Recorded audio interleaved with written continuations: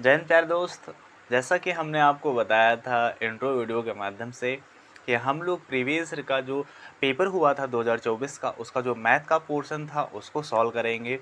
तो उसी वीडियो को आगे बढ़ाते हुए, उस सीरीज को आगे बढ़ाते हुए आज हम लोग करने जा रहे हैं SSC GD previous year 2000 paper जो है ना 2024 का 20/2/2024 का जो फर्स्ट शिफ्ट का पेपर था उसको आज हम लोग सॉल्व करेंगे और धीरे धीरे सभी शिफ्टों के पेपर को हम लोग सॉल्व कर लेंगे बहुत बढ़िया तरीके से।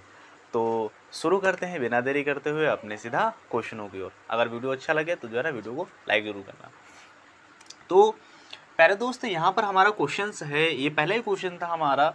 क्या था कि एक परीक्षा में उपस्थित होने वाले विद्यार्थियों की कुल संख्या में से, यानी अगर यहाँ पर बताया गया कि 93% विद्यार्थी क्या रहे हैं, उत्तीर्ण हुए हैं, क्या हुए हैं, उत्तीर्ण हुए हैं। और यहाँ पर क्या बताया गया कि 9,275 विद्यार्थी अनुत्तीर्ण हैं, यानी पास हुए हैं 93% और उनकी संख्या नहीं दी गई।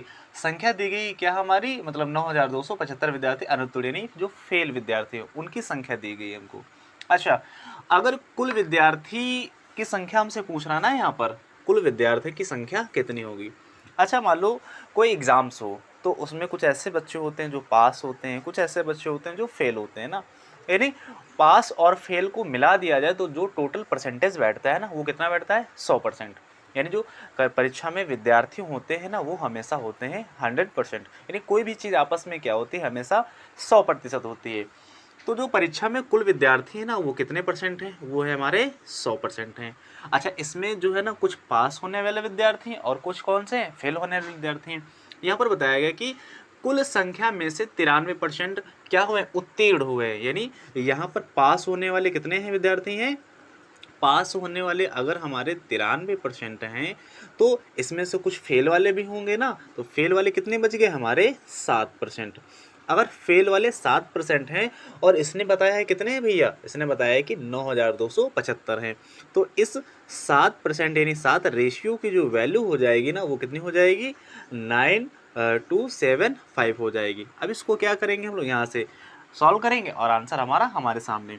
7 से काटेंगे इसको कितना आएगा, 7 एकम 7, 2 बच गया हमारा, 7 तियाँ 21 आ जाएगा, फिर से कितना बच गया हमारे पास, 1 बच गया, और 7 दूना हो जाएगा 14 और 3 बच गया, 7 पंजे हो जाएगा हमारा 35। ये किसकी वैल्यू आ गई, एक आर की वैल्यू आ गई हमारे पास 1325। अच्छा, हमसे पूछा क्या है, हमसे पूछा है कि विद्यार्थियों की कुल संख्या बताओ। तो विद्यार्थियों की कुल संख्या कितनी हो जाएगी। अच्छा, विद्यार्थी तो थे टोटल हमारे 100% ना, तो ये 1% यानी 1 रेशियो की वैल्यू आ गई। अब यहाँ से 100 रेशियो की यानी 100% की वैल्यू कितनी आ जाएगी हमारी, 1325 और कितने जीरो, 2 जीरो। ये आ गए हमारे टोटल स्टूडेंट की संख्या, टोटल स्टूडेंट की संख्या हमारे आ गए। तो इस प्रकार से इस क्वेश्चन को हम लोग बड़े ही आसान तरीके से सॉल्व कर लेंगे। तो क्वेश्चन नंबर हमारा सेकंड है और ये हमारा सरलीकरण से क्वेश्चन है। इस क्वेश्चन को कैसे सॉल्व करेंगे, तो सबसे पहले इस क्वेश्चन को सॉल्व करने के लिए आपको बॉड मास आना होना चाहिए।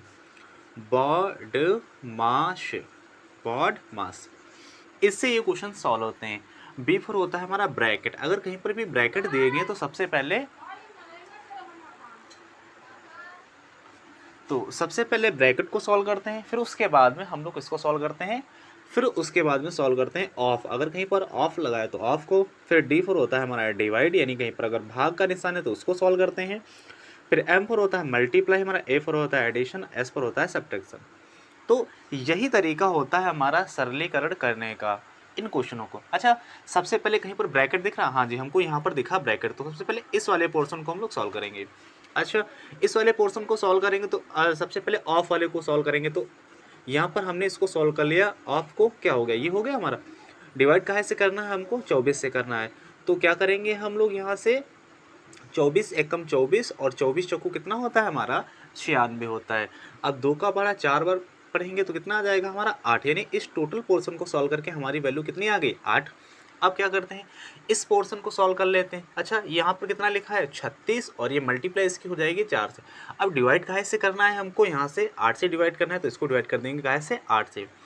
इसको काट दो, 4 एकम 4 और 4 दूना कितना हो गया, 8 हो गया हमारा। अब 2 से काटेंगे, 2 एकम 2 और 2 का पहाड़ा 18 बार, तो आ जाएगा हमारा 36 आ जाएगा। अब यहाँ पर आपका क्या बच गया है, यहाँ पर बच गया है आपका 41 और मल्टीप्लाई बाई क्या हमारा है, 18 है। तो क्या करेंगे हम लोग, इसकी मल्टीप्लाई कर लेंगे। तो 18 एकम 18, 18 के 8 आ गए, हासिल मिल गया 1। और 18 चौको कितना होता है, 18 चौको होता है 72, और 72 में 1 जोड़ देंगे कितना आ जाएगा, 73। तो जो हमारा आंसर आ गया अपने इस क्वेश्चन का, क्या आ गया, 738, जो हमारा बिल्कुल सही और राइट हो जाता है। इस प्रकार से आपको भी क्या करना है, अपने क्वेश्चनों को सॉल्व कर लेना है अकॉर्डिंग टू किस फार्मूले के, बॉड मास के अकॉर्डिंग। सबसे पहले ब्रैकेट, फिर ऑफ, फिर डिवाइड, फिर मल्टीप्लाई, फिर एडिशन, फिर सब्ट्रैक्शंस। चलते हैं नेक्स्ट क्वेश्चन की ओर। तो आज के हम अपने क्वेश्चन नंबर 3 पर, और क्वेश्चन नंबर 3 हमारा हमसे क्या बोल रहा है, तो इसको भी सॉल्व कर लेंगे। तो क्वेश्चन नंबर 3 हमसे क्या करें कि किसी धनराशि पर 40 वर्षों तक प्राप्त ब्याज उस धनराशि उस धनराशि का 2/5 है, वार्षिक ब्याज की दर क्या होगी। क्या बता रहा है कि वर्ष कितना दिया गया, यानी समय कितना दिया गया हमको, 40 वर्ष तक ब्याज प्राप्त होता है, और किस धनराशि का, उस धनराशि का जो धनराशि हमको दी गई है का कितना है, ये 2/5 है। तो जब भी इस प्रकार के क्वेश्चन आते हैं ना, जो टोटल धनराशि होती है, जैसे दिया गया 2/5, तो जो टोटल धनराशि होती है ना, जो हमारा मूलधन होता है, यानी जो हमारा अमाउंट होता है, वो यहाँ पर मान लेते हैं हमेशा नीचे वाली वैल्यू, यानी ये हमारा मूलधन हो गया। और इस पर जो इंटरेस्ट यानी जो ब्याज मिल रहा है आपको, क्या मिल रहा है, ब्याज। ब्याज ही तो बता रहा, प्राप्त ब्याज। तो ब्याज जो है ना, ऊपर वाली संख्या को मान लेते, तो यहाँ पर ब्याज कितना मिल गया हमको, 2। और यहाँ पर 5 क्या है, हमारा मूलधन है। और यहाँ पर वर्ष कितने दिए गए हैं, 40 वर्ष।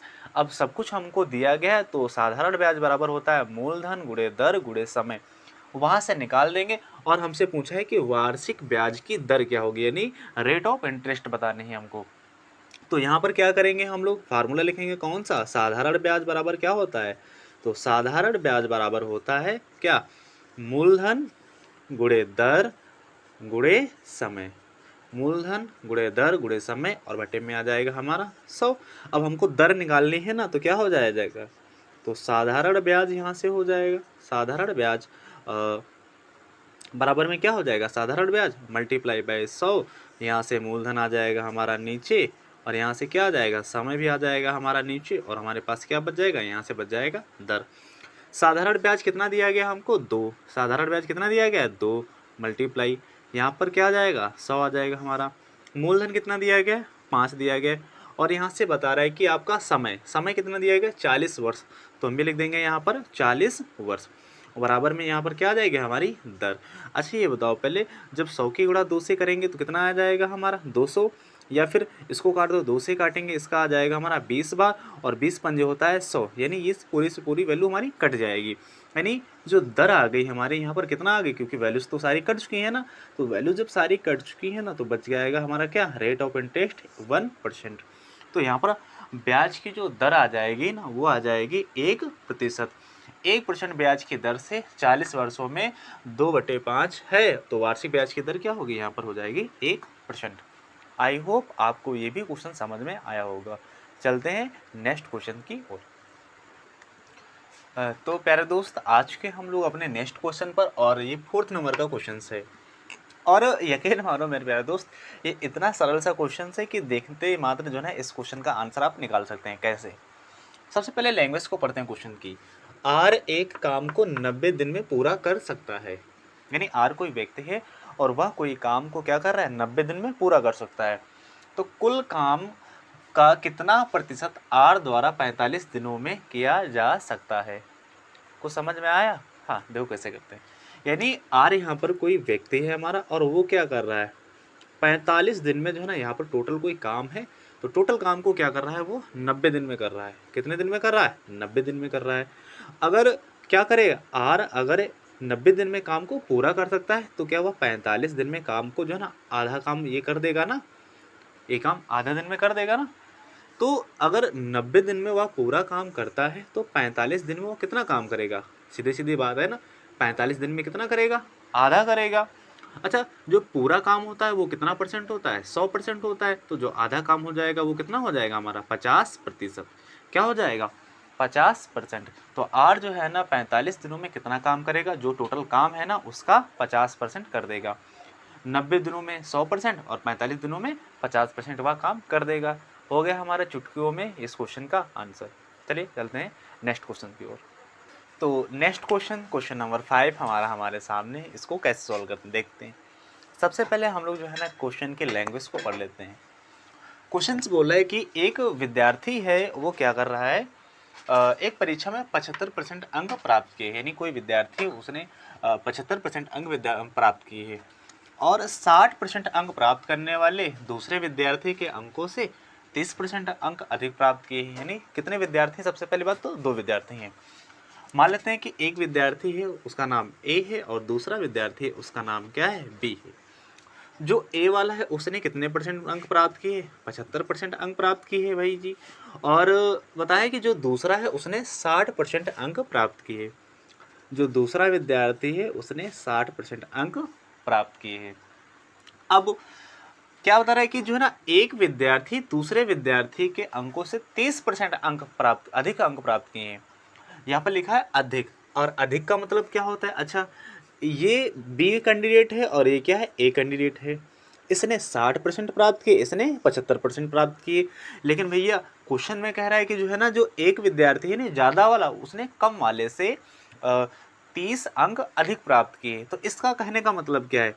अच्छा, जो ये वाला ए वाला है ना, वो बी वाले से कितना, 60 से 75 कितना अधिक होता है, यानी 15% ज़्यादा अंक प्राप्त किए। यहाँ पर तो जो है ना 15% यानी 15 रेशियो ज़्यादा प्राप्त किए हैं, और यहाँ पर अंक कितने बता रहा है कि 30 अंक अधिक प्राप्त किए हैं। तो जो 15 रेशियो बराबर हो जाएगा 30 अंक के। तो यहाँ से निकाल देंगे कि 15 एकम 15 और 15 दूना 30, यानी एक रेशियो का मान आ जाएगा हमारे यहाँ से 2। और कोई भी परीक्षा हो या फिर स्टूडेंट हो, वो हमेशा क्या होते हैं, 100% पर होती है। तो यहाँ पर क्या निकाल देंगे हम लोग, 100% की वैल्यू निकाल देंगे, और 100% यानी रेशियो की वैल्यू क्या आ जाएगी, 2 और इसमें मल्टीप्लाई कर देंगे 100 से, आ जाएगी हमारी एग्जैक्ट वैल्यू कितनी, 200। तो परीक्षा में कुल पास होने का या फिर टोटल अंक का अधिकतम कितने अंक होने थे, अधिकतम अंक होने थे 200। 200 अंक की एक परीक्षा थी हमारी। आई होप आपको ये भी क्वेश्चन समझ में आया होगा। तो नेक्स्ट क्वेश्चन की ओर हम लोग बढ़ते हैं और इसको भी क्वेश्चन को सॉल्व करेंगे बहुत बढ़िया तरीके से। प्यारे दोस्त, ये हमारा क्वेश्चन बता रहा है कि चक्रवृद्धि ब्याज दर से कोई धनराशि जो है ना 10 वर्ष में स्वयं की दोगुनी हो जाती है। 10 वर्ष में स्वयं की दोगुनी हो जाती है, तो वह धनराशि यानी वह समय क्या होगा जब वह स्वयं की कितना हो जाएगा, 4 गुनी हो जाएगी। क्या हो जाएगी, 4 गुनी। अच्छा, चक्रवृद्धि ब्याज की दर से देखो, जब भी इस प्रकार के क्वेश्चन आते हैं कि 2 वर्ष में इतनी गुनी तो 4 वर्ष में कितनी गुनी, 1 वर्ष में इतनी गुनी तो 2 वर्ष में कितनी गुनी हो जाएगी। तो इन क्वेश्चनों को करने का सबसे बढ़िया तरीका होता है, यहाँ पर दिया गया है कि 10 वर्ष में, अगर क्वेश्चन दिया गया है हमारा चक्रवृद्धि ब्याज का, हमेशा याद रखना, अगर चक्रवृद्धि ब्याज को क्वेश्चन दिया गया है ना, और ये क्वेश्चन बहुत सरल होते हैं, कैसे सॉल्व करेंगे। सबसे पहली बात देखा हमने चक्रवृद्धि ब्याज का है, तो क्या बता रहा है कि स्वयं की, देखना है कि स्वयं की कितनी हो रही है, स्वयं की 2 गुनी हो जाती है। अच्छा, दोगुनी होने का मतलब क्या होता है, दोगुनी होने का मतलब होता है कि 2 की घात 1, क्या होता है कि 2 की घात 1। अब 2 की घात 1 हो रही, उसमें कितना समय लग रहा है, वह बता रहा है कि 10 वर्ष का। तो जो समय हो जाएगा ना, वो यहाँ पर लिख देंगे 10 वर्ष। अब क्या बता रहा है कि वह राशि, यानी जो वह है ना, जो क्या हमारा जो राशि है ना, वह स्वयं का 4 गुना होने में कितना समय लेगा, हमको बताना है समय। तो 4 गुना का मतलब क्या होता है, 4 गुना मतलब होता है 2 की घात 2। 2 की घात 2 का मतलब तो होता है 4 गुना। तो 4 गुना समय लगने में कितना समय लगेगा। अच्छा, यहाँ पर जब चक्रवृद्धि ब्याज का क्वेश्चन आएगा ना, तो एक तरफ इधर तो साइड यानी घात चढ़ती है हमारी, 1 चढ़ेगी, 2 है, 3 है, 4 है, 5 है, और जो समय होता है ना, वो हमारा जुड़ता है जब चक्रवृद्धि ब्याज का क्वेश्चन होता है। तो एक था तो हमारा 10 वर्ष लग रहा था, जब घात 2 है तो हमारा क्या हो जाएगा, 10 और 10 20 हो जाएगा। मान लो यहाँ पर बता रहा होता है कि जो ना 8 गुना समय, 8 गुना होने में कितना समय लगता, तो 8 गुना का मतलब होता है 2 की घात कितना, 3। तब क्या होता है, वैल्यू हमारे 10 दी गई थी ना, तो 10 प्लस 10 प्लस 10, यानी यहाँ पर कितना हो जाता, 30। तो यहाँ पर समय हो जाता 30 वर्ष।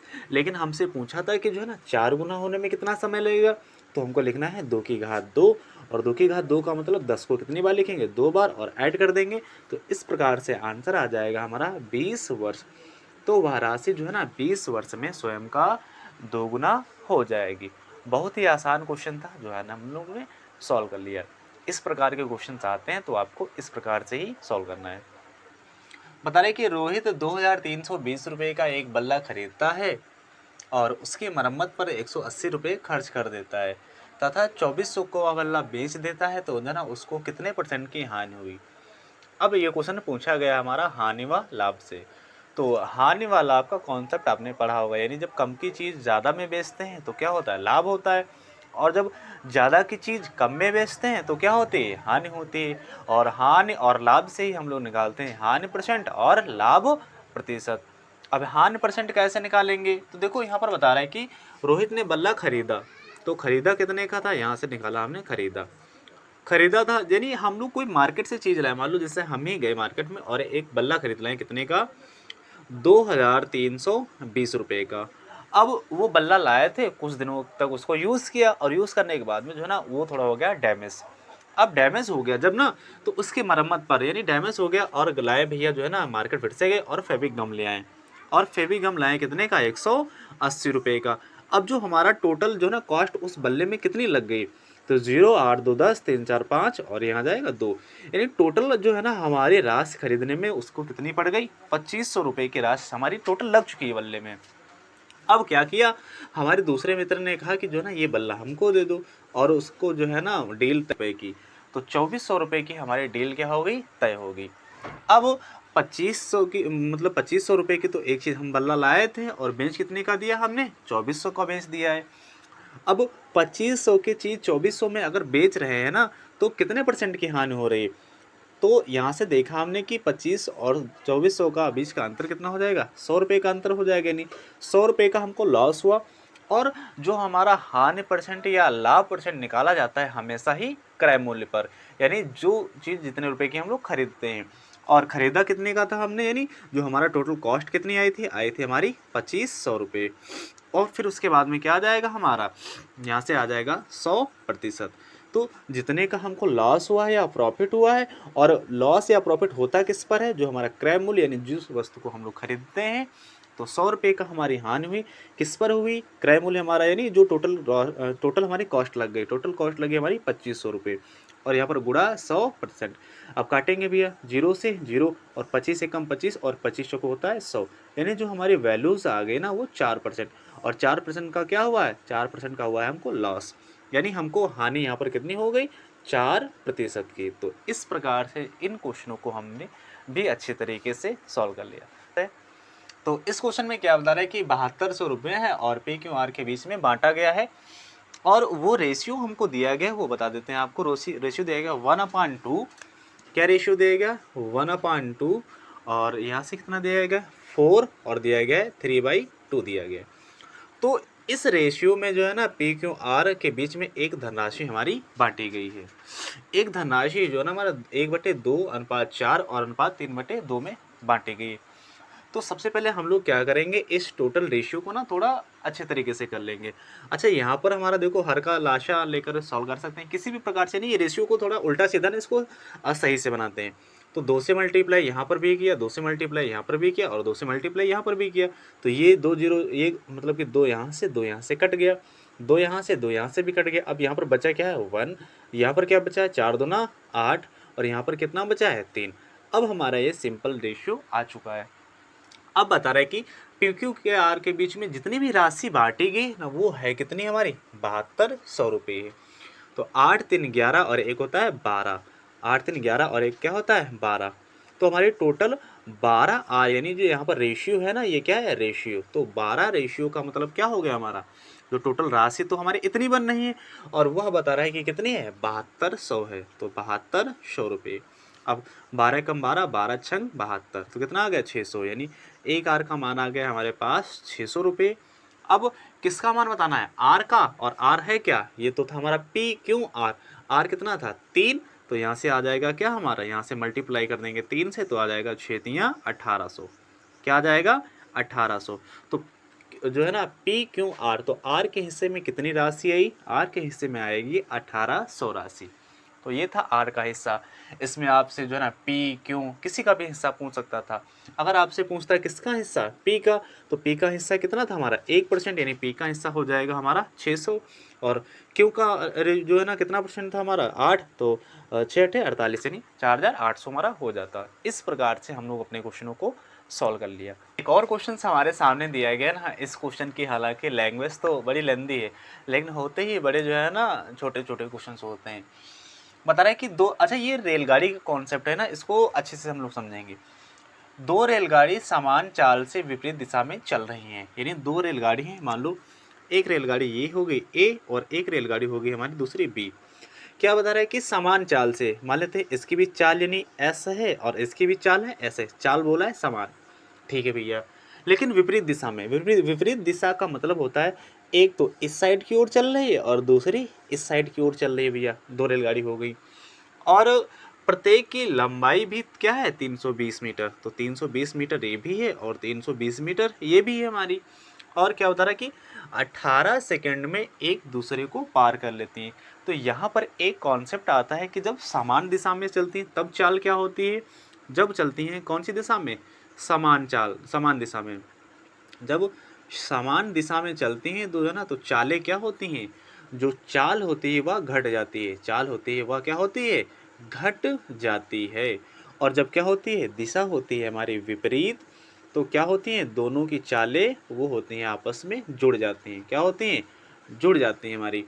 अब यहाँ पर देखो दिशा क्या समान है, हाँ समान चाल से चल रही है, लेकिन दिशा क्या है, विपरीत है, दिशा क्या है, विपरीत है। तो जब भी विपरीत दिशा का कॉन्सेप्ट आएगा तो चालें हमेशा जुड़ जाती हैं, इनकी चाल जुड़ जाएंगी। अच्छा फार्मूला क्या होता है हमारा, फार्मूला होता है चाल बराबर दूरी बटे समय। चाल बराबर दूरी बटे क्या होता है, समय होता है ना हमारा। अच्छा चाल, तो इसकी चाल दोनों की चाल तो बराबर है ना, जब जुड़ जाएंगे तो क्या हो जाएगा, ए की चाल एस है और बी की भी चाल क्या है एस, चाल बराबर।